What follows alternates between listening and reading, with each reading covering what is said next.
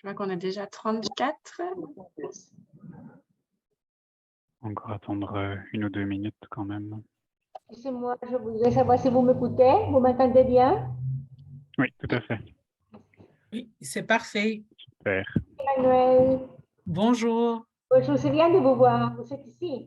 Oui, je suis à la Hulpe, en mise au vert avec tout le réseau AWEX WBI. Bonjour, Madame l'ambassadeur.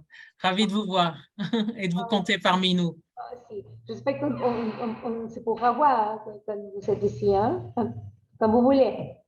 Ça marche. Je suis en contact avec Daniela. Ok, merci. Parfait. Merci beaucoup. Bonjour Emmanuel. Bonjour. Bonjour Geneviève. Bonjour. On voit beaucoup de têtes connues et amis du Chili. Ça fait plaisir. Moi, je ne fais que passer parce que je vais devoir partir à un autre séminaire et tout ça est coordonné de main de maître par Alexandre ici à Bruxelles et Clémentine, que je remercie beaucoup pour la mise en place de ce webinaire. Voilà. Plaisir. Je ne parlerai pas plus longtemps, mais je suis avec vous. Voilà, donc je vous propose de commencer le webinaire. Donc, bienvenue à toutes et tous. Bienvenue à Madame l'ambassadeur désignée de République du Chili auprès du Royaume de Belgique, du Grand-Duché de Luxembourg et auprès de l'Union européenne, Madame Gloria Navarrete. C'est un plaisir de pouvoir vous accueillir ici aujourd'hui pour ce webinaire. Donc, juste pour faire bref, je suis Alexandre Gofflo, chef de service au département bilatéral Amérique latine à WBI. Et donc, c'est nous qui mettons en place cet appel à projet ici, en collaboration avec notre partenaire institutionnel chilien, l'ACCID. Donc, voilà. Ici, le séminaire va se dérouler en différentes phases. Donc, la première, nous aurons une introduction qui sera donnée par Madame l'ambassadeur et Madame Perrin, qui est directrice au département bilatéral pays industrialisés émergents de WBI. Je vous présenterai ensuite brièvement le contexte dans lequel on se trouve, le contexte institutionnel et le fonctionnement du mécanisme ici de l'appel à projet, donc de la CMP. Nous aurons ensuite le plaisir d'entendre Madame Laurence Wéry de l'ISLV et Monsieur Marc Van Loo de l'ENALUX qui nous donneront 2 brefs témoignages parce qu'ils ont déjà été financés dans le cadre de l'appel à projet précédent. Ils nous présenteront un peu leur projet, les objectifs et le type de partenariat qu'ils ont eu. Nous terminerons par une séance de questions-réponses. Donc, je vous invite à garder vos questions pour la fin du webinaire. Et aussi au niveau pratique de bien couper toutes et tous votre micro pour éviter les petits bruits intempestifs durant la présentation. Merci déjà à toutes et tous et je donne la parole à Madame l'ambassadeur.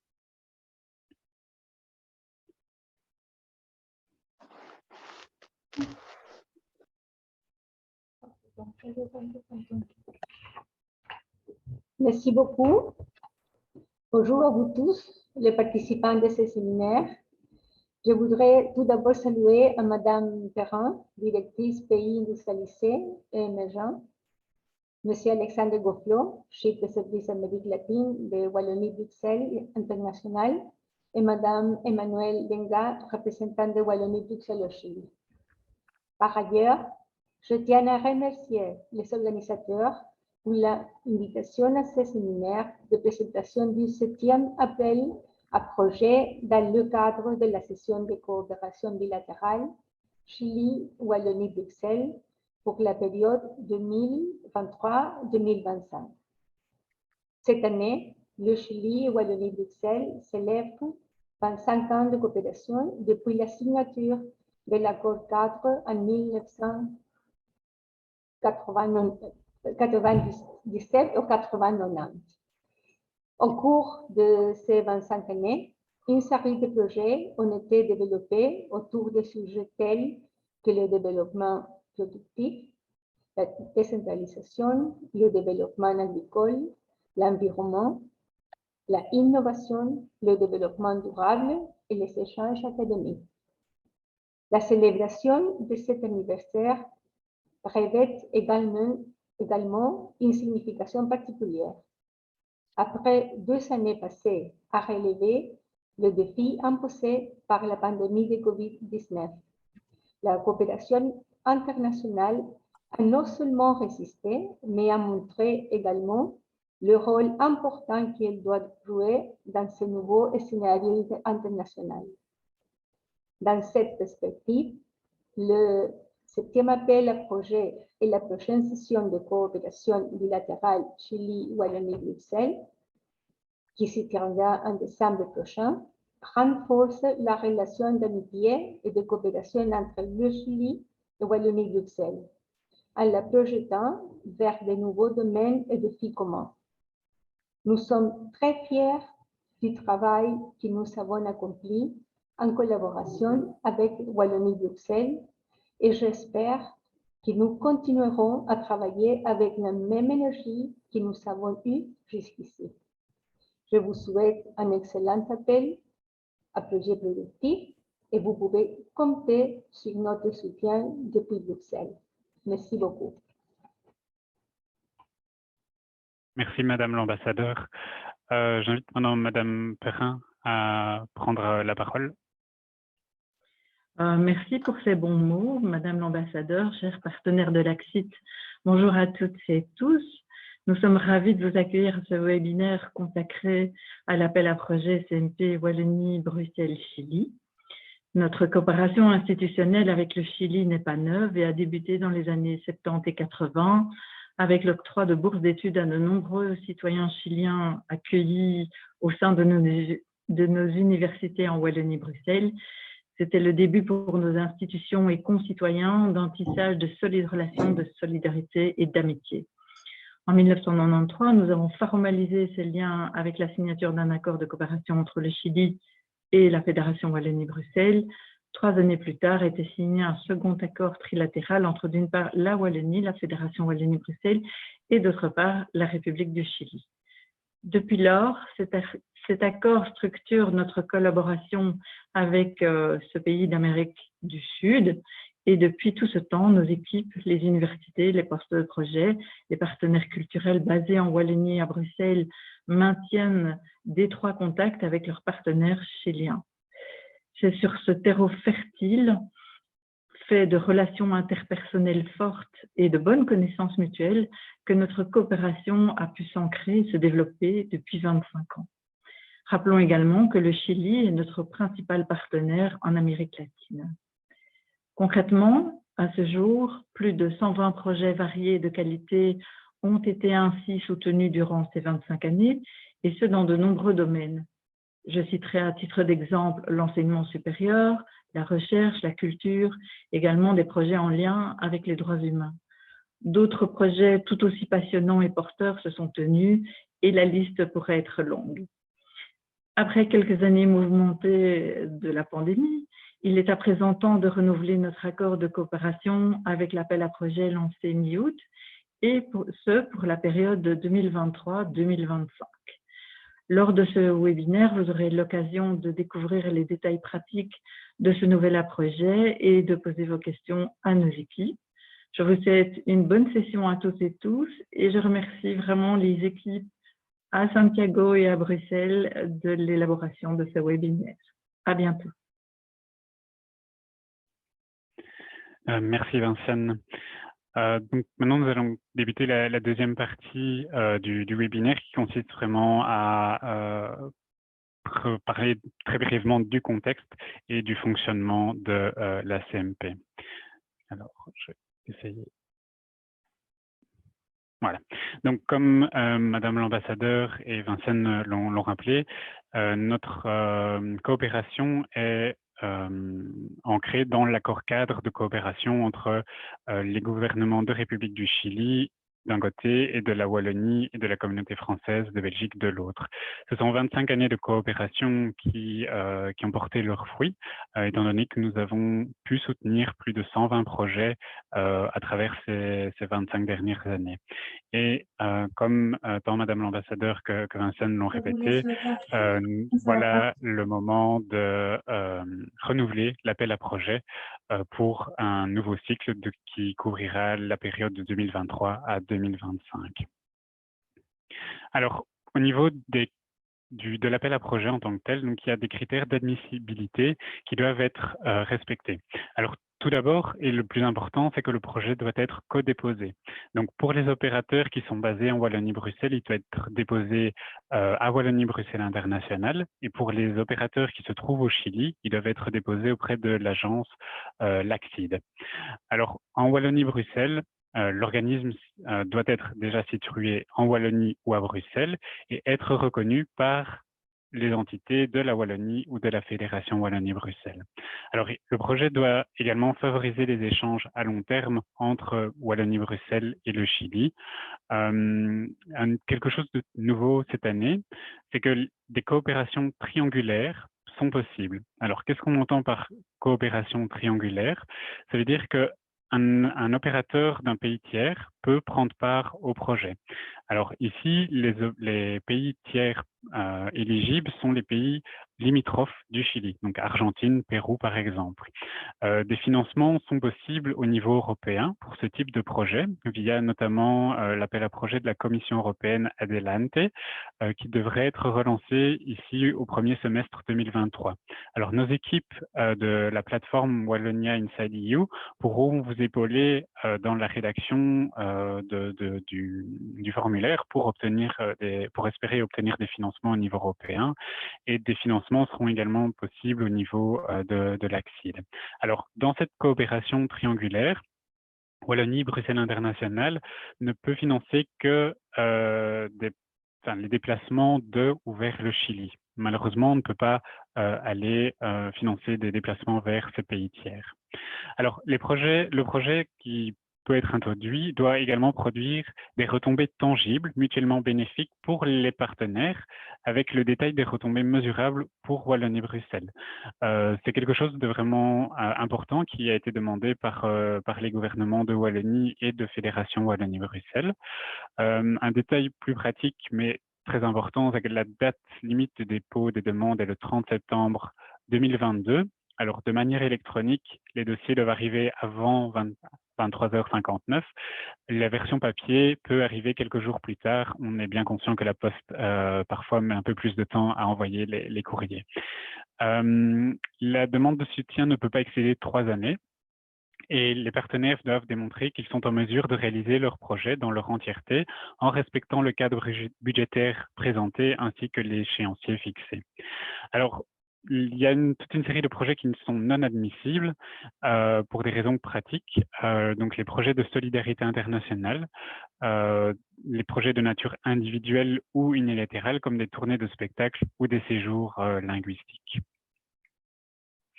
Alors, également, il y a des thématiques prioritaires qui ont été discutées et négociées avec notre partenaire institutionnel, l'ACCID, pour pouvoir prioriser l'obtention ou non de financement. Alors, il y a 4 grands domaines clés qui ont été qui sont considérés comme prioritaires, donc la culture, tout ce qui est échange académique, les droits humains et la recherche et l'innovation. Dans chacun de ces grandes 4 thématiques, on a des sous-thématiques, donc par exemple pour la culture, le cinéma et les industries créatives et tout ce qui est lié à la littérature et à l'édition. Au niveau académique, il y a bien entendu la coopération entre établissements d'enseignement supérieur, les échanges d'expertise, la mobilité étudiante et bien sûr l'enseignement du français langue étrangère.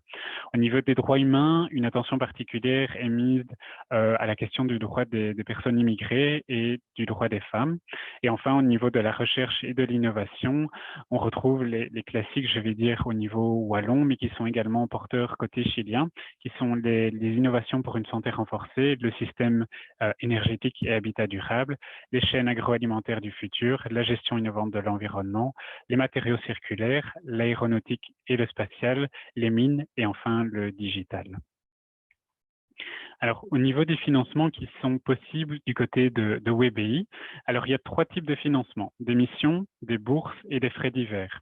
Au niveau des missions, ce sont des missions de courte durée qui sont possibles de 7, 10, 14, 21 ou 28 jours. Ici, les missions de 21 et de 28 jours, c'est quelque chose de nouveau qui a été demandé par plusieurs opérateurs de la CMP actuelle. Donc, c'est quelque chose qui est remonté des évaluations. Plutôt que de faire 2 voire 3 voyages par an d'une semaine ou 2, les opérateurs ont demandé à ce qu'on puisse faire un seul voyage, mais plus long. Et effectivement, ça a plus de sens par moment pour notamment pouvoir donner des cours ou des séminaires sur plus long terme ou pouvoir aller faire des périodes de recherche sur le terrain. Donc, ici également, on a changé quelque peu la manière de procéder. Plutôt que de devoir justifier chaque catégorie de budgétaire, on donne une enveloppe globale. Donc, par exemple, pour 7 jours, on plafonne à 2 550 € et dans cette enveloppe, vous pouvez avoir des frais qui sont pour des billets d'avion en classe économique, des frais de retour, des frais aller-retour du transfert domicile aéroport à justifier, des frais de logement, également des frais de repas, boissons. On peut dire que ce sont des per diem et là, à concurrence de 50 € par jour, mais qui ne sont pas justifiés, qui est aussi quelque chose que l'évaluation a fait remonter, que l'ancien système était beaucoup trop lourd, tant pour les professeurs ou les opérateurs que les départements comptables des universités et des hautes écoles, que pour nous. Et donc ici, on va vers cette simplification. Également, nous avons plafonné le nombre maximum de missions par an par projet. Donc, par exemple, pour les missions de 7, 10 et 14 jours, on autorisera maximum 2 missions par an. Pour les missions de 21 et 28 jours, maximum 1 mission par an. Alors, au niveau du deuxième dispositif financier, il est possible de demander des bourses de spécialisation et de recherche. Alors là, on reste dans l'ancien système avec des possibilités pour des séjours d'un opérateur chilien vers Wallonie-Bruxelles. On prend en charge l'entièreté de son séjour ici en Wallonie-Bruxelles. Donc, ce sont des frais de logement, ce sont des indemnités mensuelles forfaitaires qui sont indexées annuellement, bien sûr, une assurance en soins de santé type subrogation mutuelle et responsabilité civile, des frais de déplacement locaux et le remboursement de frais de Covid à concurrence de 200 €. Par frais de Covid, on entend les tests qui sont parfois nécessaires pour pouvoir voyager. En cas de séjour d'un opérateur de Wallonie-Bruxelles au Chili, là, Wallonie-Bruxelles prend uniquement en charge le billet d'avion aller-retour en classe économique. La bourse, là, est à charge de l'opérateur chilien. Enfin, les frais divers. La pandémie a été un moment difficile, mais a permis aussi de voir que la coopération était possible de manière virtuelle. Et donc ici, on a décidé de pouvoir consacrer un montant maximum de 1 000 € par an pour des frais divers au lieu et place de la deuxième mission annuelle souhaitée. Ceci est important, pour des différents types de frais admissibles. Donc, il y a par exemple l'organisation de webinaires avec les montages, placements de contenu, frais de facilitateur, les enregistrements, la traduction ou la diffusion de capsules vidéo, et également des frais qui sont possibles pour la publication, par exemple, d'articles scientifiques, de traduction et de communication. Alors ici, on est bien dans la traduction et pas de l'interprétariat. Donc, il y a vraiment cette nuance à prendre en considération. Et enfin, ces frais admissibles doivent être facturés par des prestataires extérieurs et justifiés par une facture. Alors, comment postuler? Vous devez rendre les formulaires tant à l'ACCID qu'auprès de Wallonie-Bruxelles International pour le 30 septembre, 23h59 au plus tard. Auprès de WBI, auprès de notre collègue Didier Deleu, sous format Word et par courrier signé en original à moi-même. Alors, il y a une spécificité vraiment très importante pour les établissements d'enseignement supérieur, et ça, on insiste vraiment très fortement sur ce point, que les documents qui seront envoyés doivent être signés par le rectorat ou la direction des relations internationales et transmis via les bureaux des relations internationales selon le règlement interne en vigueur au sein de l'établissement d'enseignement supérieur. Si les demandes ne passent pas par les bureaux des relations internationales, nous pourrions refuser le dossier. Donc, c'est vraiment capital que ça passe par le Bureau des relations internationales. Alors, les partenaires chiliens doivent, eux, remplir le formulaire disponible sur le site de l'ACCID et déposer le projet et les annexes demandées spécifiquement. Donc, vous pouvez trouver toutes les informations sur le site de l'ACCID, ici présent. Alors, pour les infos pratiques, normalement, vous avez toutes et tous recevoir le lien avec l'appel à projet. Il y a vraiment, tous les documents sont repris sur ce site. Et au niveau des contacts, et je me rends compte que j'ai oublié de mettre nos collègues du Chili, désolé. À Bruxelles, donc vous pouvez contacter Didier Deleu et Anula Kinen pour l'aspect bourse et moi-même. Et au niveau de l'ACCID, Fabiola Vieira, via l'adresse courriel ici même. Donc, on vous transmettra bien sûr le PowerPoint après la présentation, comme ça vous aurez les différentes adresses courriel. Et je vais inviter du coup mes collègues au Chili à se présenter aussi maintenant pour qu'ils puissent, que vous puissiez mettre un visage sur un nom au cas où vous voudriez les contacter. Je ne sais pas si Emmanuel veut se présenter tout d'abord. Allez-y, Clémentine. Très bien. Voilà, mon nom est Clémentine Bourbon-Denis. Je suis chargée des projets de coopération à la délégation Wallonie-Bruxelles et m'accompagne également Marine Champagne qui a rejoint l'équipe en tant que collaboratrice administratrice. Donc, on serait ravis de vous aider sur tous les projets entre Wallonie-Bruxelles et le Chili. Et pour ceux qui ne me connaissent pas, parce que j'ai l'impression d'être en terre inconnue, je suis Manuel Dienga, je suis à la délégation Wallonie-Bruxelles depuis 4 ans, tant pour les matières WBI que la WEX. Et ce sera le second cycle de CMP que j'aurai l'occasion de mener à bien avec toute l'équipe WBI. C'est un réel plaisir de travailler avec elle et de vous stimuler à coopérer avec ce beau pays qu'est le Chili. Merci à toutes. Maintenant, nous allons entendre Madame Laurence Ferry de l'ISLV Liège qui va nous présenter son projet appuyé à l'enseignement du français au Chili. Et nous aurons ensuite le plaisir d'entendre Monsieur Marc Van Loo de l'ENALUX qui a un projet aussi qui est autour de l'aide à la création d'une entreprise par la créativité et l'innovation. Et tout de suite, je cède la place à Madame Ferry. Merci, Monsieur Gofflot. Je vais partager l'écran, si vous voulez bien. Voilà. Donc, bonjour à tous. Bonjour, Madame l'ambassadrice. Bonjour aux collègues du WBI, dont je connais déjà pas mal de visages. Bonjour aux collègues d'autres institutions. Voilà, Monsieur Gofflot m'a demandé de faire une courte présentation de notre histoire à l'Université de Liège, plus précisément avec l'ISLV de Liège et anciennement le CGRI, parce que moi j'ai encore travaillé avec le CGRI avant d'arriver au WBI. Donc le directeur de l'ISLV, c'est Jean-Marc de Failly, qui le premier s'est rendu au Chili. Donc ça ne nous rajeunit pas, en 2008, il a fait une première intervention avec notre université historique qui est l'UPLA, donc l'université de Playa Ancha à Valparaiso. Nous avions eu le plaisir d'accueillir Mario Escalona, qui était à l'époque le responsable de l'association des professeurs de français chiliens. Et il était venu pour commencer à lancer une collaboration, en fait. Donc, c'est suite à son arrivée à Liège et à sa rencontre à Liège en 2008 que Jean-Marc de Failly a fait une première intervention sur les nouvelles technologies, donc à l'UPLA, et également à Santiago. À l'époque, c'était Madame Ballary qui était responsable du département d'éducation. Et à l'UPLA, c'était Oscar Valenzuela, avec lequel nous avons travaillé quelques années.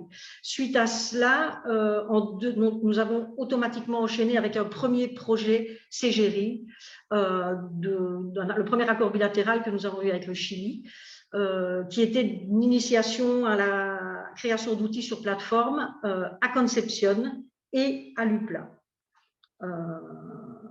Voilà, donc c'est notre première. Donc il y a eu 2 missions à ce moment-là, une mission in et une mission out.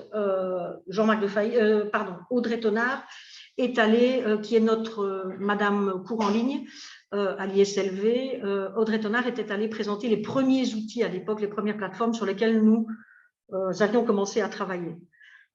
Puis il y a eu, je ne sais pas pour quelle raison, puisque je me suis toujours occupée des relations internationales pour l'Institut supérieur des langues vivantes.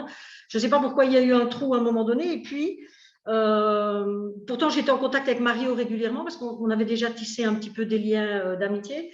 Mais nous avons relancé le projet en 2016 à la demande d'Oscar Valenzuela, partenaire chilien donc de l'Université Playa Ancha de Valparaiso, parce que là se passait au Chili un nouveau, en tout cas dans son université, un nouveau système d'apprentissage avec une arrivée de 300 étudiants qu'il fallait conduire à un niveau A2 B1, donc c'est du jargon en français langue étrangère, donc un niveau autonome en français.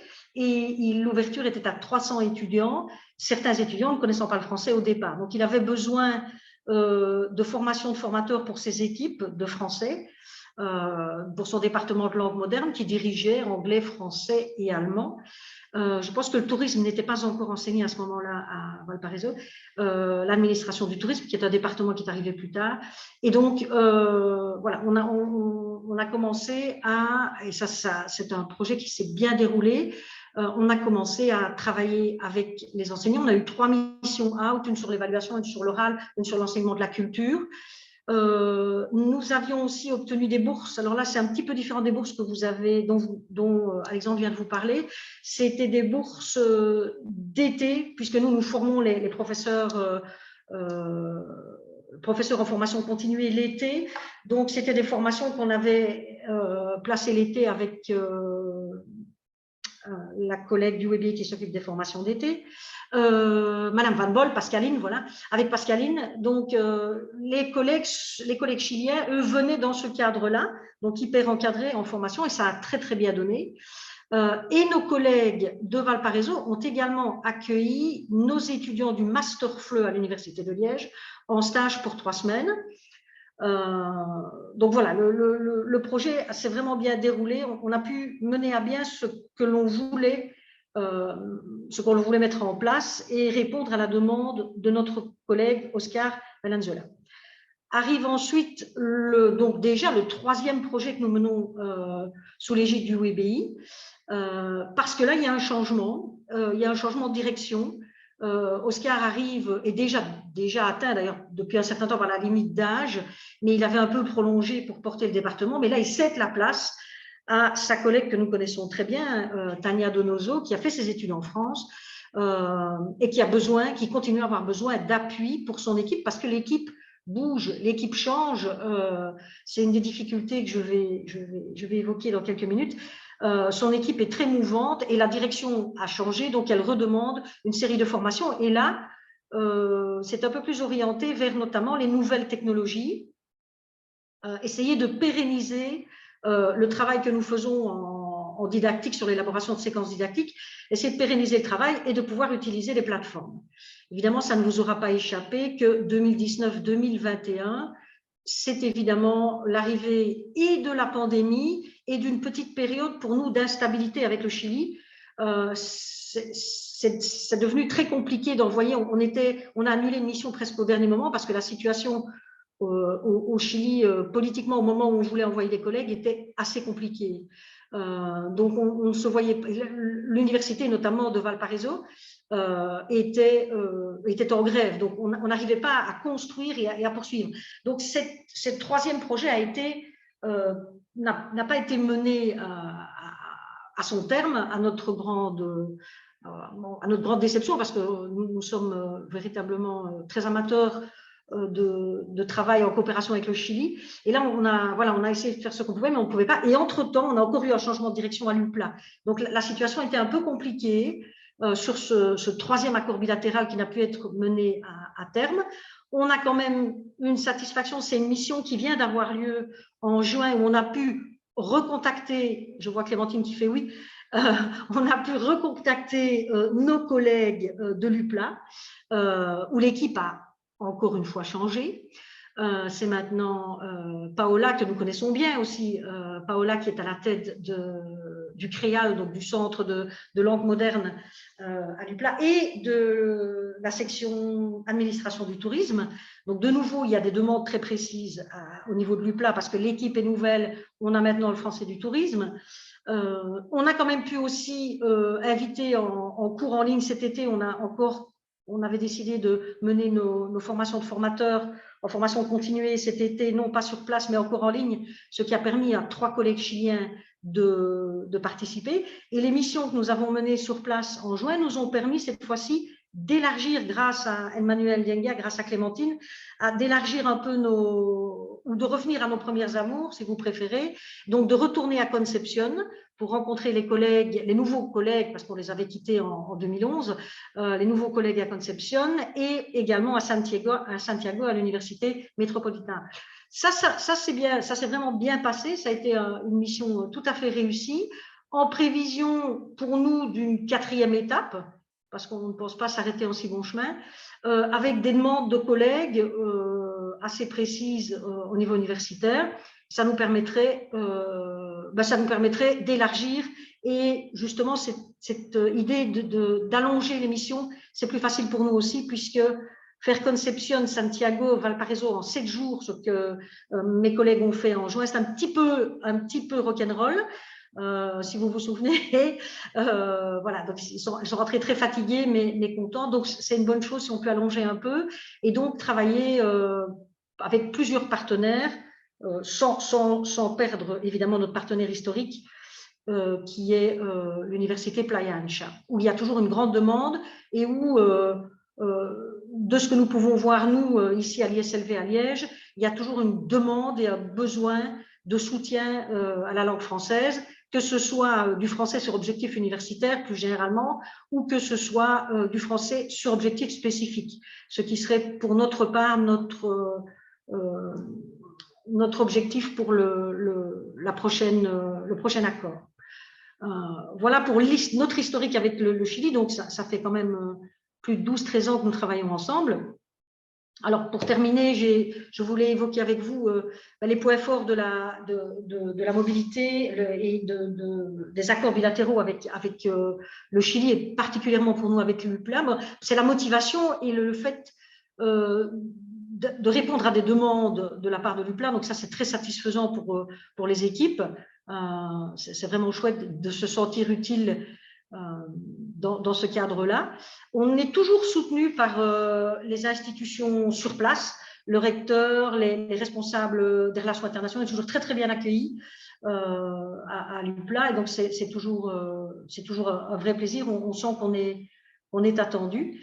Il y a un vrai intérêt mutuel pour nous, c'est vraiment un échange de bonnes pratiques, et c'est toujours extrêmement enrichissant d'un point de vue purement professionnel pour les enseignants de l'ISLV, bien sûr, et le suivi indéfectible depuis plus de 12 ans du WBI avec les différents chefs de pupitre, puisque moi j'en ai connu quelques-uns, eu égard à mon grand âge, et avec des personnes qui sont toujours, je pense à Dorothée, je pense à Nadine Petit avant, des personnes qui sont toujours à notre disposition, et voilà, ça a été très compliqué de mettre en place la dernière mission, notamment pour des raisons purement matérielles de billets, d'augmentation de billets. Dorothée qui a été derrière nous tout le temps pour aider, donc vraiment merci du côté WBI Bruxelles, et merci du côté WBI Chili, évidemment, pour toutes les aides, tous les contacts que nous avons pu reprendre avec des collègues chiliens qu'on avait un peu écartés, étant donné la focalisation sur le Playa Ancha. Donc merci à tous, et ce n'est pas de la flagornerie de ma part, c'est voilà, parce que quand ça ne va pas, je dis aussi qu'on a des difficultés, mais en l'occurrence ici, c'est vraiment chouette. Juste, j'en profite, je ne me refais pas, pour dire que j'attends toujours, moi, donc l'appel est lancé, et j'ai écrit pour avoir la candidature en Word, ça je ne l'ai toujours pas. Donc je pense que je ne suis pas la seule à avoir demandé à voir le document, donc je travaille en fait sur l'ancien document. Donc j'ai écrit un mail à M. Deleu, je pense qu'il était absent, et maintenant ce serait vraiment sympa si on pouvait avoir les candidatures à compléter, parce que comme vous l'avez dit M. Gofflo, moi je dois passer par le service de relations internationales, le PACODEL chez nous.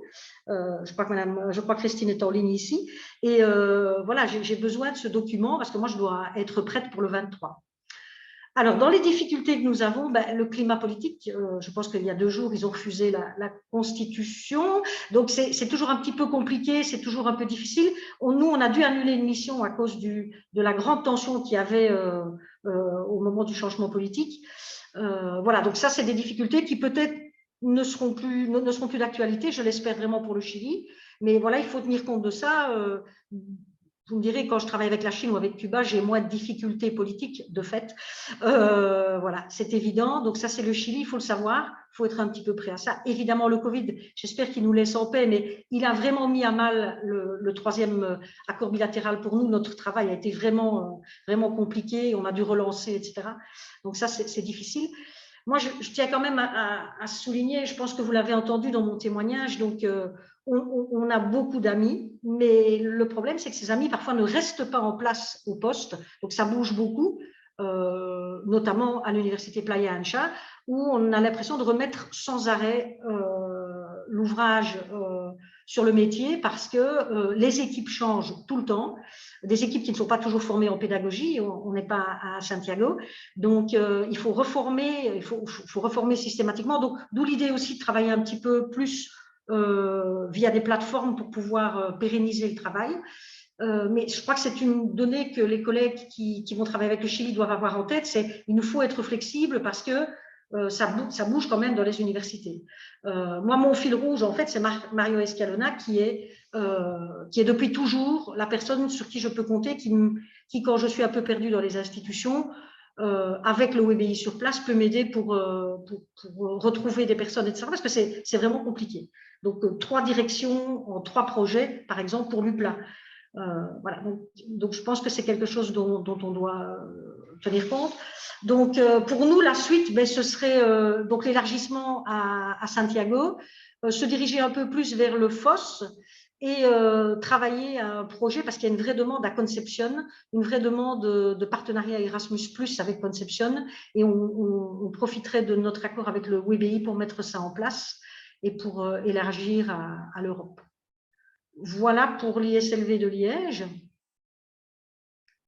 J'espère que j'ai été complète et que j'ai pu rendre le plus objectivement possible notre travail avec le Chili, qui est vraiment globalement quelque chose de très enrichissant pour nous tous. Et comme je vous l'ai dit, on a maintenant des amis au Chili. Donc voilà, c'est en tout cas une très belle expérience.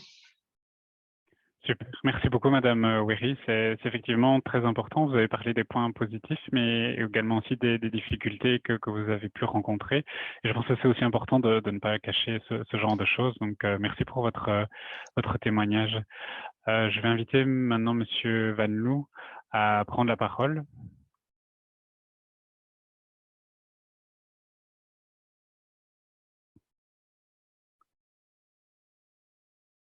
Monsieur Van Loo. Voilà. Oui, vous m'entendez? Oui. Voilà.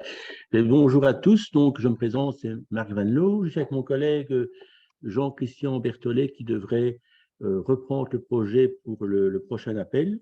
C'est ce qui justifie sa présence. Donc, merci de m'avoir invité à donner mon témoignage. En ce qui nous concerne, donc, l'ENALUX, c'est une haute école qui est sur Namur, Liège et Luxembourg. Donc, nous sommes représentants de la partie droite de la Wallonie et nous collaborons avec le Chili depuis 2003. On l'a fait de 2003 à 2009 et à l'époque, on a travaillé 6 ans avec le CFT, donc le Centre de formation technique de Lota, qui se trouve à 50-60 km au sud de Concepción. Et comment est-ce que ce projet est né? C'est parce que lorsque le colonel Pinochet est arrivé au pouvoir en 73, un certain M. Luis Quiñones, qui deviendra recteur à Concepción et à Lota, a dû quitter le pays. Il est venu travailler en Belgique, il a rencontré des gens de la faculté de Namur, et donc des liens se sont faits. Et alors, 30 ans après, il a recontacté des gens de Namur pour essayer de collaborer entre eux. Et grâce à la faculté de Namur, nous, ISN et NALUX à l'époque, à moins d'1 kilomètre des facultés de Namur, on a été invités à collaborer avec eux parce qu'il fallait à l'époque à la fois une université et une haute école pour lancer le projet. Donc, les 3 premières années, on a appris à se connaître. Et là, c'était important. Je trouve que pour qu'une relation dure, il faut vraiment apprendre à se connaître, à se respecter dans ses rythmes de vie, ses points de vue. Et je crois que c'est la force de notre projet, c'est que maintenant, ça fait 20 ans que je collabore avec M. Quignonès. Ça fait 20 ans qu'on est resté en contact, même pendant la période où la Belgique est restée sans gouvernement pendant 540 jours et qui a suspendu les projets, je pense, entre le WBI et le Chili. On est toujours resté humainement en contact, notamment lors du tremblement de terre qui a eu lieu pendant cette période-là au Chili également. Et donc, c'est grâce à ça que l'envie de collaborer existe. Et alors, au niveau de l'instabilité, je confirme un peu ce que Mme Ouéry disait, il y a une partie de l'équipe qui tourne, mais il y a quand même quelques piliers qui restent et il faut essayer de rester en contact avec eux et même de se contacter lorsque ça va un peu moins au niveau politique ou autre. Il faut garder le contact. Je dis ça parce que les 3 premières années, on a appris à se connaître et ensuite, on a pu relancer, je dirais, un beau projet entre 2006 et 2009 et on a créé là-bas une académie Cisco, donc une académie de formation Cisco régionale. C'était la première fois qu'une académie comme la nôtre, formatrice, créait une académie dans l'autre hémisphère et dans un autre continent. Donc, ça a été très bien vu. On est même passé à la télévision chilienne pour nous interviewer. Et ensuite, on a collaboré à créer 2 formations bacheliers, une en programmation et une autre en réseau. Et donc, pour votre information, l'OTA se trouve dans une zone à majorité mapuche, et les Mapuches ne venaient pas à l'école, ne refusaient le système scolaire dit chilien ou espagnol. Et grâce à l'informatique, beaucoup de Mapuches se sont inscrits à l'école et ce fut véritablement un vecteur d'intégration et de mixité culturelle important. Donc, on était assez contents de ce résultat. Et d'ailleurs, un des diplômés a gagné un concours d'administrateur réseau du Chili, mais là, j'ai oublié le nom. Donc, en 6 ans, disons, on était parvenu à créer à la fois l'Académie Cisco et 2 baccalauréats bacheliers en informatique.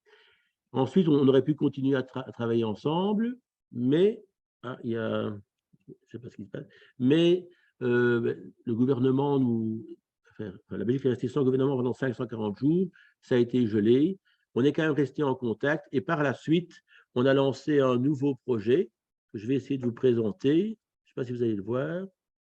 Ça, non. Pas ça. Attendez. Partager. Voilà. Voilà. Est-ce que vous le voyez? Oui. Mais voilà. Donc ensuite, la ville de Lota a été remplacée par la ville de Temuco. La raison, c'est que le directeur de Lota, M. Quignonès, a pris sa retraite et la direction qui a suivi a refusé de continuer à collaborer avec nous. Et donc, M. Quignonès a trouvé un autre centre de formation technique et qui se trouvait à Temuco. Voilà. Alors, je ne vais pas tout détailler, mais enfin, grosso modo, c'était le PowerPoint qui était présenté lorsqu'on nous s'est rendu au Chili. Donc, ça, vous en doutez. On expliquait les différences entre le bac plus 2 au Chili et le bac plus 3 chez nous. Voilà. Donc, oui. Le but, c'était assez créatif, sans jeu de mots. C'était essayer de trouver des pistes pour stimuler la créativité et l'innovation chez les jeunes. Donc, la chance que nous avions ici à la Inalux IESN, c'est que c'est partie de nos piliers. Ça fait quand même 6-7 ans que nous essayons de motiver les jeunes à la créativité. Donc, dans leur cursus de formation, ils ont des heures pour ça. Et donc, le Chili était très intéressé pour connaître, je dirais, nos vecteurs qui nous ont poussés à stimuler la créativité et l'innovation. Et là, c'est quand même beau à signaler, on s'est ouvert, c'est-à-dire que grâce à nos collaborateurs, je vais essayer de vous démontrer un peu plus loin, attendez, hein, voilà, nous avons, un petit instant, à Namur, nous avons le Kick Festival, nous avons également le TRAC, qui est un incubateur pour motiver les jeunes, on a également l'Incube, et donc qu'est-ce qu'on a fait? On a collaboré avec eux. C'est pas seulement la haute école qui a voulu travailler avec le CFT de Timoko. On a mis tous ces acteurs-là ensemble pour motiver à la fois, je dirais, notre tissu local et social de Namur. Et le CFT Timoko a fait exactement la même chose avec sa province. Et donc maintenant, si même ce sont deux hautes écoles qui pourraient travailler ensemble, l'idée, c'est que ce soit deux régions qui travaillent ensemble. Ça, c'est quand même, je dirais, assez beau, d'autant que je pense que c'est un des projets les plus éloignés de Santiago, dans une région où l'instabilité politique est là aussi, peut-être encore un peu plus forte. Quand je me suis rendu en 2009, il y avait même comment on appelle ça, des camions-pompes dans les rues parce qu'il y avait des manifestations. Donc voilà, je respecte totalement la vie de chacun, mais ça fait partie de la vie. On a même été jusqu'à collaborer avec la faculté de Jean Blou. Donc, je veux dire, par là, c'était un travail, non pas en peer-to-peer, en tête-à-tête, mais on a essayé que ce soit un travail d'une équipe, d'un consortium quasiment namurois, vers un consortium de Temuco. Voilà, ça c'était, je dirais, la bonne base de notre travail. Alors, malgré le Covid, moi, je me suis allé une seule fois au Chili, c'était en novembre 2019, quelques mois avant le Covid.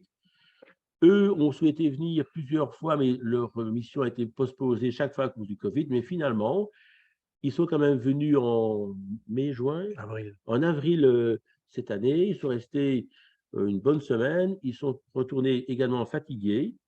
On les a promenés un peu partout, entre Liège, Luxembourg et Namur. On les a emmenés au BEP ici, au TRAC. Enfin, en tout cas, tous les acteurs qui devraient collaborer ensemble pour stimuler la créativité étaient là. Et je pense que, bien que ce ne soit plus moi qui vais suivre le dossier, toutes les conditions sont là pour que, je dirais, l'entente qui a été créée depuis près de 20 ans continue. Et ça, je crois que c'est vraiment important. Et puis, en termes d'anecdotes, lorsqu'en 2003 et 2009, nous avons collaboré ensemble, nous avons également envoyé 5 étudiants belges au Chili. Ils sont tous revenus avec un plus professionnel. Honnêtement, en termes d'embauche, ça a beaucoup aidé. Et pour la petite anecdote, 3 d'entre eux ont ramené une Chilienne et ont eu des enfants. Donc voilà, c'est une vraie collaboration. Voilà. Je vous remercie et je vous souhaite voilà, de me poser des questions si vous avez envie. Voilà. Merci, M. Van Loo, pour ce témoignage qui aussi montre que la collaboration peut aller aussi parfois plus loin que la coopération académique. Voilà. Je vous propose de passer aux questions-réponses. Donc, questions-réponses. Ici, comme on est quand même encore une quarantaine de personnes, je vous propose de lever la main et on prendra vos questions au fur et à mesure du temps. Donc, on répondra au mieux à toutes vos questions. Voilà. Oui, Monsieur Ravir ou Ravir. Bonjour et merci pour ce webinaire. Et je souhaiterais, je ne veux pas monopoliser la parole, j'ai un certain nombre de questions, je vais me conformer avec deux. Une première qui est un peu technique. Lorsque on télécharge la fiche explicative sur les sites chiliens, donc agci.cl, et on peut lire en fait que on va dire les volets prioritaires, il y en a exactement les 4 qui est dans votre présentation et les fiches, sauf que pour celui qui concerne l'éducation, et sur cette fiche-là, il est plus restrictif en fait. Et ça parle uniquement des mobilités étudiantes, enseignement du français et langue étrangère, et l'éducation dans les cadres des enfants issus de la migration. Donc, est-ce que c'est comme ça ou on doit plutôt axer sur les descriptifs que vous venez de faire dans votre présentation? Ça, c'est une première question qui m'inquiète un peu. Non, ici, enfin, quand on parle de coopération académique, c'est bien entendu aussi la coopération entre établissements d'enseignement supérieur. Je veux dire, la mobilité étudiante, c'est quelque part une coopération entre établissements d'enseignement supérieur. Donc ça en fait partie. Et l'échange d'expertise, ben, on a par exemple ici tout ce qui est enseignement du français langue étrangère. L'exemple de Madame Wery montrait également qu'il y avait cet échange d'expertise qui était bien présente. Donc ça fait partie, oui. Parfait. Et juste une question d'explicitation. Est-ce que on peut s'inscrire sur un projet peut être inscrit sur plusieurs volets, par exemple chaque échange d'expertise et collaboration entre établissements d'enseignement supérieur? Oui. Parfait. Oui, bien sûr. Et ça peut également être en lien avec la recherche et l'innovation. Enfin, souvent, les échanges académiques peuvent être dans un cadre de recherche et innovation. Donc, ça peut tout à fait entrer dans ce cadre-là. Super, merci beaucoup. Oui. Je vais réserver d'autres questions si jamais il y avait un plus tard. Ça va, merci beaucoup. Et je vous invite à baisser la main, comme ça on voit. Il y avait ensuite Madame François qui avait levé la main. Oui, bonjour Alexandre. Pour nous, c'est une question très pratique. Donc, Geneviève François, Festival Elle Tourne. Comme nous allons essayer donc de faire cet échange avec le festival FemCiné du Chili, donc festival qui fait la promotion des femmes réalisatrices, je suis un peu perplexe par rapport à cette autorisation des 2 voyages par an. Parce que, évidemment, si la Belgique est invitée d'honneur au Chili, donc ce serait une année dans le cadre du festival au Chili, on aimerait évidemment aller avec 3 ou 4 réalisatrices, quitte à n'avoir aucun fatalement voyage l'année après où le Chili serait invité d'honneur chez nous. Donc, est-ce qu'on pourrait déroger à cette règle des 2 voyages? En termes pratiques, moi, je ne vois pas pourquoi ça poserait problème. Il faut quand même bien garder en tête que on a des enveloppes fermées. Alors ici, au niveau de la Fédération Wallonie-Bruxelles, on a un montant maximum. Et au niveau de la Wallonie, la situation budgétaire suite à la crise Covid, aux inondations et puis maintenant à la guerre en Ukraine et la flambée des prix de l'énergie font que malheureusement le gouvernement de Wallonie réduit ses dépenses publiques et donc ça risque d'impacter, on n'a pas encore eu la confirmation définitive, mais ça va impacter nos coopérations à pas grande échelle, on espère. Du coup, où je veux en venir, c'est que oui, on aimerait bien pouvoir financer un maximum de missions, mais on ne pourra pas financer tout. Si on veut financer plus de projets, il va falloir à un moment donné aussi qu'il y ait des choix qui sont portés. Dans le cas ici où il y aurait une fois des missions, on pourrait éventuellement discuter, mais ça doit être discuté en interne avec notre inspecteur général qui doit donner un accord spécial. Mais ici, la règle, c'est normalement maximum 2 missions par an par projet. Ok. Merci. Je crois qu'on avait Monsieur Defraon aussi, également, qui a posé une question. Voilà, j'ai mis mon micro. Donc, Bruno-Henri Defraon, je suis professeur à l'UC Louvain et je termine une collaboration avec l'Université catholique de Santiago au Chili dans le domaine du commerce international entre le Chili, l'Union européenne et plus spécifiquement avec la Wallonie.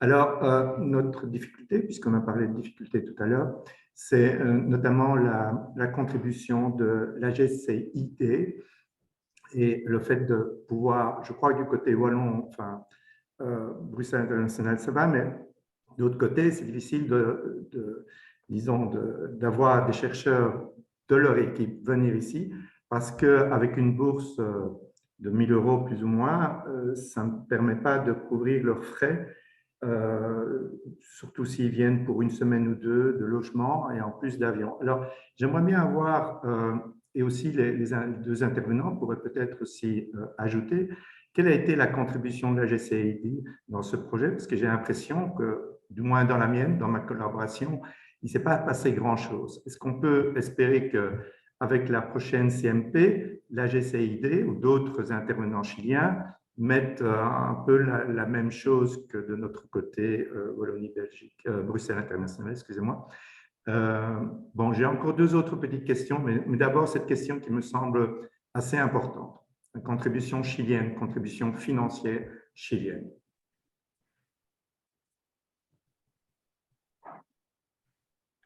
Alors, Clémentine, je ne sais pas si c'est vous qui répondez, Clémentine, ou bien d'autres qui auraient des informations là-dessus.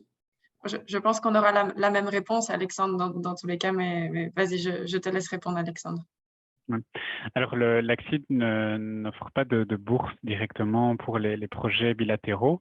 Cependant, il existe différents mécanismes au Chili pour obtenir des financements. Donc, il y a par exemple l'Agence nationale de recherche et de développement, donc l'ANID, qui, une fois par an, fait un appel à projet pour des projets au niveau national, mais également au niveau international. Et les projets qui entrent dans le cadre ici de la CMP peuvent postuler au niveau de l'ANID pour obtenir des financements pour venir vers Wallonie-Bruxelles. Alors, dans la CMP qui se termine ici en fin 2022, on a quand même plusieurs projets qui ont obtenu des bons financements auprès de l'ANID pour justement faire ces mobilités et également faire de la recherche directement au Chili. Il existe, et ça c'est à titre informatif en complément, au niveau culturel, le fonds d'art qui permet aussi d'obtenir des financements pour voyager. Voilà. J'espère avoir répondu à votre question. Oui, oui, merci beaucoup. Ben, je vais transmettre, je vais voir avec mes... Ah, peut-être que Emmanuel veut intervenir. Oui, je veux juste aussi ajouter que, en effet, le partenaire chilien doit identifier sa source de financement, donc il a besoin d'une carte de compromiso de la part d'une institution qui peut aussi être son université, le centre d'investigation. Ça, c'est en complément de ce qu'Alexandre a donné comme information et peut-être que Clémentine va ajouter. Mais en effet, alors, peut-être que si on s'inscrit dans ce volet de coopération trilatérale, donc avec un partenaire dans un pays voisin, là, l'ACCID pourrait intervenir sur des financements plus spécifiques. Mais pour le moment, ça reste encore des projets, enfin des financements ou des projets marginaux, puisque on va commencer cette expérience de coopération tripartite dans le cadre de ce nouvel appel à projet. Voilà. Très bien. J'ai encore deux petites précisions à demander. On vous écoute. Oui. Bon, dans le formulaire, là, les conditions de l'indemnité mensuelle forfaitaire qui est plafonnée à 1012 € le mois. Après, il y a frais de logement de 400 € par mois justifiés. Je ne comprends pas tellement. Les 400 €, ça rentre dans les 1022 €, je crois. Mais pourquoi faut-il justifier? Enfin, c'est en plus. Donc, les 1000 €, ce sont les frais de nourriture, de vie, ce sont l'équivalent, je veux dire, des per diem. Les 400 € c'est vraiment pour le logement. Donc, c'est deux lignes différentes. Oui, c'est en plus. Ah oui, c'était pas tellement clair. Oui, c'est en plus. Et alors, ma deuxième petite précision, mais je crois que vous avez répondu, dans le formulaire, on peut bien cocher plusieurs secteurs d'activité et plusieurs thématiques prioritaires. Tout à fait, oui. C'est d'ailleurs aussi bien justement quand les thématiques et les secteurs se croisent, c'est vraiment une bonne lecture aussi pour l'analyse des projets. Voilà. Merci bien. J'en profite pour vous remercier d'avoir organisé ce webinaire. Merci à vous d'être présent. Ensuite, je vois, désolé, je n'ai pas votre nom de famille, Rodrigo. Oui, vous avez levé la main. Oui. Rodrigo Moreno Reyes, je travaille à Erasmus, à Bruxelles. Et donc, nous avons un projet de recherche dans le domaine de la santé avec l'université Andrés Bello, qui se termine bientôt. Et donc, un projet qui a été fortement affecté par les problèmes qu'on a connus ces dernières années, beaucoup de retard. Et donc, ma question était la suivante. Est-ce qu'on peut se baser et jusqu'à quel point sur le projet qui se termine actuellement pour pouvoir introduire un projet qui soit plus ou moins dans la même ligne de ce qu'on a essayé de développer ces 3 dernières années? Alors, si vous introduisez un nouveau projet, ça ne peut pas être un copier-coller de la demande précédente. Donc, on doit vraiment voir l'évolution dans le projet. Donc, ici, ce qui est important de démontrer, c'est que malgré la pandémie, il y a pu y avoir des échanges. Et c'est de dire, on avait tel et tel objectif à la précédente demande. Durant ces 3 dernières années, on a pu avancer sur telle et telle chose et maintenant on réintroduit une demande pour aller un cran plus loin, pour pouvoir développer davantage la coopération. Donc il faut vraiment qu'on voit qu'il y ait cette évolution et qu'il n'y ait pas de stagnation. D'accord, ok, ça c'est clair. Et les délais du 30 septembre, c'est un délai qui est complètement fixé et on ne peut pas…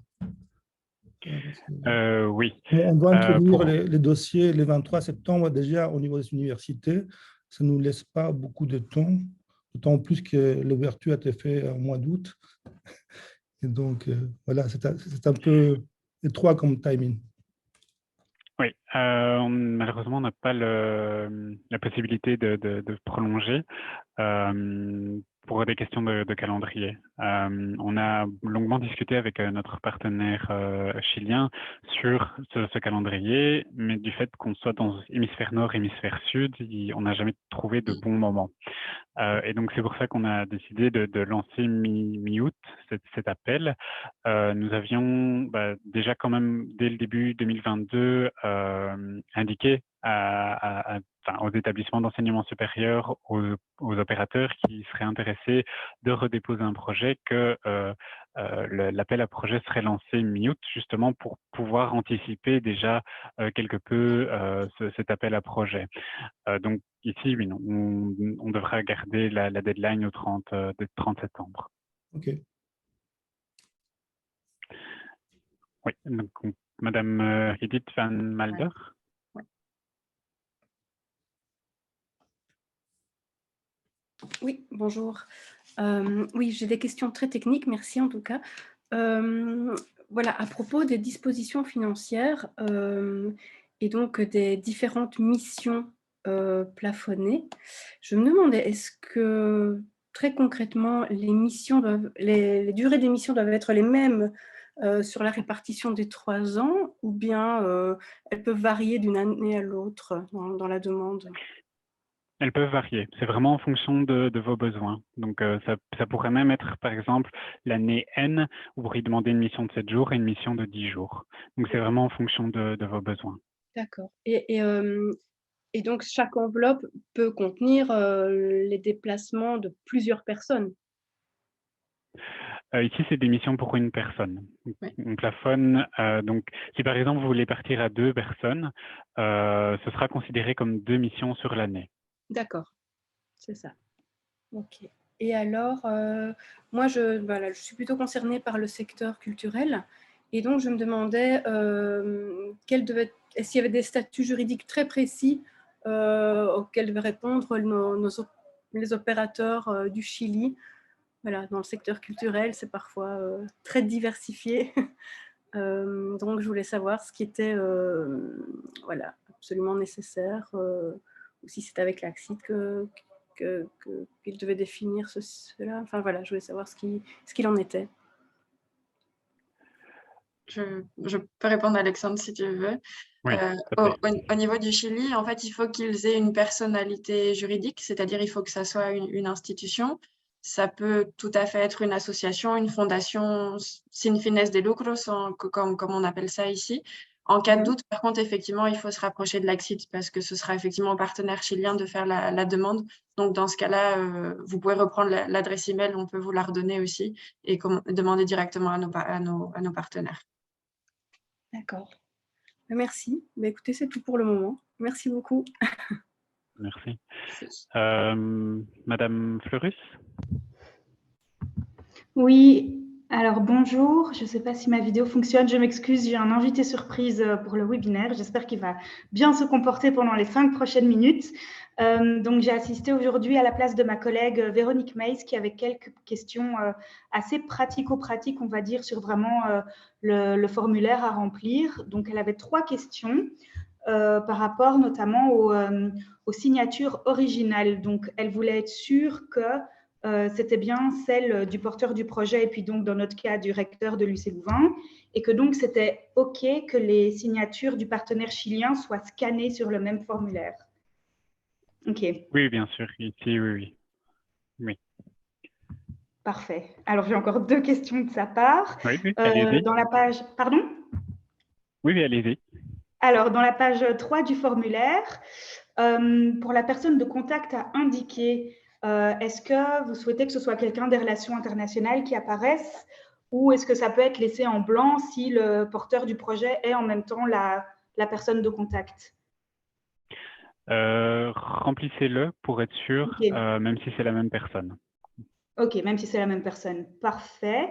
Et alors, la page 19, dans le même formulaire, donc au point 1, au niveau des dépenses, pareil, c'est au niveau des dépenses prises en charge par l'organisme. Est-ce qu'on doit indiquer UC Louvain ou est-ce que ça peut être laissé blanc s'il n'y a pas de soutien spécifique qui est prévu? Alors, s'il n'y a pas de soutien spécifique, indiquez-le, tout simplement. Pas de soutien spécifique ou non applicable. Parfait. Super, merci beaucoup en tout cas. C'était vraiment des questions assez précises, mais elle voulait être sûre de pouvoir bien transmettre, de transmettre un formulaire bien rempli. Voilà. Et bienvenue à notre plus jeune coopérant qui baigne dans l'international. Voilà. Merci beaucoup. Il s'est bien comporté. Oui, hein. Merci en tout cas. De rien.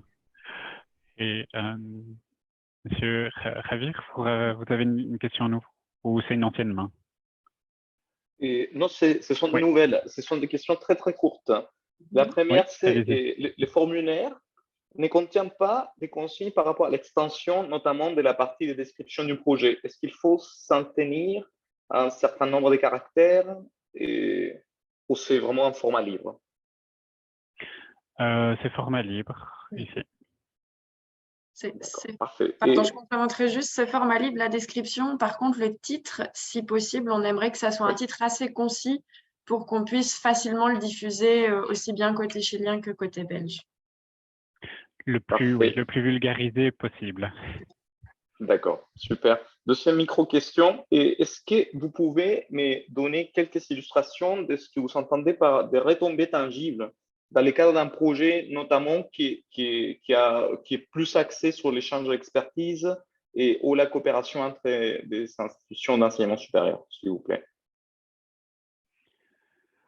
Des retombées tangibles. Par exemple, ici, l'exemple de Monsieur Van Loo, avec cet incubateur au Chili. On a eu un autre projet dans plus au niveau spatial, avec un projet à la base qui visait à développer un nouveau type de batterie au lithium et au fur et à mesure du projet qui a complètement évolué pour développer des microsatellites. Donc voilà, ça c'est des résultats tangibles, c'est mesurable. Pour tout ce qui est recherche-innovation, il y a aussi un caractère de valorisation économique qui peut entrer qui doit rentrer en compte. Et ça a été fortement demandé par le gouvernement wallon. Donc c'est aussi quelque chose qui est mesurable ou qui est, on peut prédire ou on peut essayer de voir vers quoi on peut aller. Donc ça, c'est des choses tangibles qui peuvent être mises en avant. Peut-être pour compléter ce qu'Alexandre vient de donner comme élément, on l'a vu justement pendant la pandémie, au lieu d'organiser des conférences, ça a été l'organisation de webinaires sur des thématiques très spécialisées, le nombre de participants. Il y a aussi parfois la possibilité, quand on est plus dans de la recherche fondamentale, pas forcément appliquer le nombre de publications dans des instances de haut niveau. Donc, c'est ce qu'on entend par résultat tangible. Le nombre éventuellement d'étudiants, d'artistes, de comédiens qui ont peut-être bénéficié, à qui a bénéficié le projet. Donc, voilà, c'est ce qu'on entend par mesurable et tangible. Ouais. Parfait, super. Et ma dernière question, et après j'arrête, je vous le signe si vous voulez. Et alors, Et si je comprends bien, les règles, ce sont les mêmes pour les deux partenaires. En fait, toutes les deux institutions doivent faire parvenir cette lettre de soutien, n'est-ce pas? Et ce soutien peut être moral, mais pas forcément financier aux les deux. C'est ça, hein? Au niveau pour l'ACCID, ça, je vais laisser Clémentine répondre. Au niveau de WBI, effectivement, le formulaire signé, c'est vraiment le fondamental à nous remettre. Et après, on fera une comparaison avec ce que notre partenaire ACCID a reçu et on partira sur cette base. Si on constate que des projets ont seulement été déposés dans une seule institution, là, les projets seront considérés comme inéligibles. Oui. Et côté chilien, donc le formulaire toujours à remplir, c'est exactement le même, simplement il faut le remplir en espagnol et l'envoyer à l'ACCID. Pour la carta de compromiso, qui est donc demandée côté chilien, là, il faut se rapprocher de nos collègues de l'ACCID. C'est par rapport aux dispositions financières. Donc, pareil, toutes les questions, vous pouvez contacter notre collègue Fabiola à l'ACCID à l'adresse email qu'on avait indiquée un peu plus tôt. Je vais la remettre dans le chat, l'adresse email. Un grand merci. Oui, et de préférence aussi en espagnol. Voilà. Je sais que Fabiola nous est parmi nous, gracias Fabiola, mais que le partenaire directement la contacte ou les contacte en espagnol. Et alors, je vois que M. Bister, qui est bien aguerri à nos mécanismes et qu'on a le plaisir d'accompagner là depuis déjà quelques mois sur un projet dans le nord du Chili, avait une série de questions. Et donc, je pense qu'on peut lui donner la parole et puis on pourra peut-être clôturer. Comme ça correspondra à l'heure qu'on avait fixée pour le rendez-vous. Voilà. Oui, bonjour Madame Dienga, merci pour la parole. Bonjour à tous, à toutes. Cédric Bister, donc je suis représentant des 19 hautes écoles de la Fédération Wallonie-Bruxelles et des 10 centres de recherche associés, dont la Enalux fait part et dont M. Van Loo a présenté le projet tout à l'heure. Moi, j'avais une question concernant donc le nombre de missions du côté wallon et le nombre de missions du côté chilien. Est-ce qu'il est nécessaire d'avoir exactement le nombre de missions et le nombre de jours de part et d'autre, en sachant que la contrepartie chilienne n'est pas du tout assurée avec le même budget? Ou est-ce que, est-ce que d'un côté, lorsqu'on décide de faire 2 semaines, 7 jours par an d'un côté, est-ce qu'automatiquement il faut 2 semaines, 7 jours du côté du Chili? Non. Ça ne doit pas être 10 jours, 10 jours. Il doit y avoir ça doit être plus ou moins équilibré, mais ça ne doit pas être 50-50. C'est pas une obligation en soi. Il peut y avoir un peu plus dans un sens même que dans l'autre. Ce n'est pas un problème. Ok, super. Un tout grand merci. Et rendez-vous demain pour certains aux journées diplomatiques. Et je vois qu'il y avait encore une dernière question, et ce sera avec plaisir qu'on vous verra demain, M. Bister, de Mme Christine Dasnois. Comme ça, je pense qu'on aura fait le tour, et s'il y avait d'autres questions, je pense que mes collègues ont fourni les emails, vous pouvez écrire directement, n'hésitez pas. Et si vous voulez aussi, voilà. Voilà, Mme Dasnois. Merci beaucoup. Donc, moi, je suis de l'Université de Liège et du service des relations internationales, enfin plus précisément du service de coopération. Mais donc, voilà, je vais cette fois-ci m'occuper de l'appel Chili. Donc, je connais moins l'appel, je connais beaucoup plus ce qui est coopération et moins ce qui est pays émergent.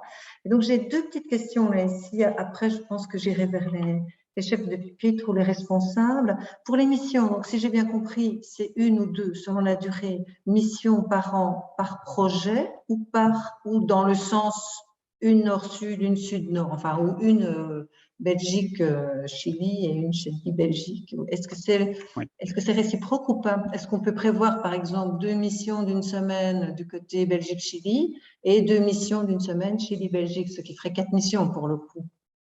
Oui, tout à fait. Donc, nous, ici, la limitation, c'est de notre côté. Okay. Il peut même, alors, il pourrait peut-être y en avoir plus, même côté chilien, mais nous, on limite à 2 par an pour le financement de Wallonie-Bruxelles International. Okay. Donc, quand on dit 1 ou 2 par an selon la durée, c'est bien du côté de Wallonie-Bruxelles vers le Chili. Ça, c'est quand même… C'est ça, oui. Mais pardon, ça pourrait même être plus, ce sont 2 financés par WBI, mais si vous avez un financement annexe, il peut y avoir une 3e, 4e, après c'est libre. Oui, oui.